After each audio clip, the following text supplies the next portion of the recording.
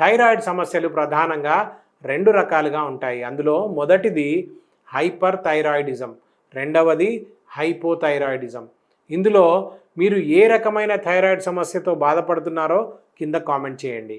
Thyroid గ్రంథి thyroid హార్మోన్లను అధికంగా విడుదల చేస్తే దాన్ని హైపర్ థైరాయిడిజం అంటారు. ఈ సమయంలో T3, T4 హార్మోన్లు ఎక్కువగా విడుదలై TSH తగ్గిపోతుంది. దీంతో జీవక్రియల పనితీరు యొక్క వేగం కూడా పెరుగుతుంది. థైరాయిడ్ గ్రంథి తక్కువగా పనిచేస్తున్నప్పుడు హైపోథైరాయిడిజం అంటారు. ఇది శరీరానికి కావాల్సిన దానికంటే తక్కువ మోతాదులో థైరాక్సిన్ని ఉత్పత్తి చేయడం వల్ల ఈ సమస్య వస్తుంది. TSH పెరుగుతుంది, T3, T4 హార్మోన్లు తగ్గుతాయి.